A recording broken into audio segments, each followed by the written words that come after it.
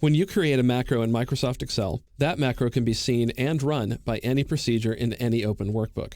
If you want to control that macro's visibility, or scope, you can do so by using the public and private keywords. Excel assumes that any macro you create in a general code module should be available to be run from every open workbook. I'll show you what that looks like in my workbook here. I'm in Module 1, and this is a general code module. These are the worksheet and this workbook code modules here.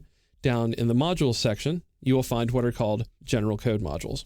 If you want a macro to be available for running in any open workbook, you can either type the public keyword in front of your macro's opening substatement, like this, or you can leave it out. Now with the public keyword set, and actually I'll delete it just to show you the default case. In other words, if you put nothing in front of the subdeclaration. And now I'll switch back to the main workbook, and I will create a new workbook by pressing Control-N. And if I go into the macros dialog box, you'll see that even though I'm in another workbook, I do have the display commission macro in the scope.xlsm workbook displayed as a macro that I can run. So what this macro does is calculate a commission based on the amount of a sale. So if I cancel here, type in a number, say 20,000, select the cell, and then run the macro, Excel displays a message box indicating that the commission is $1,000. On the other hand, if you want to limit your macro scope, you can put the private keyword in front of the sub keyword.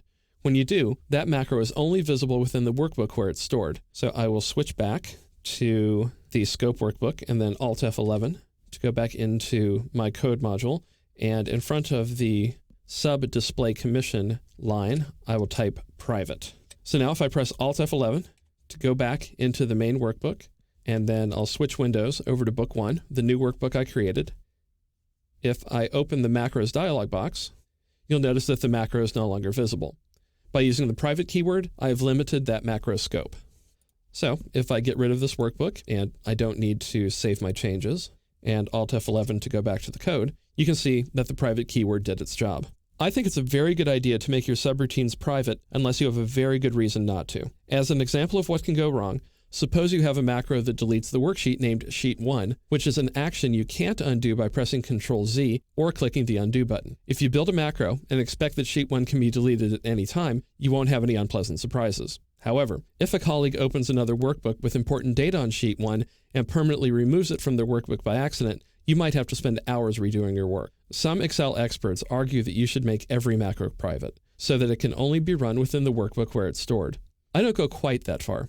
Some macros are innocuous and won't cause any damage if all they do is read a cell value and display a message box. That said, if your macro alters or deletes data, you should strongly consider putting the private keyword in front of the sub keyword to ensure that macro doesn't affect another workbook by accident.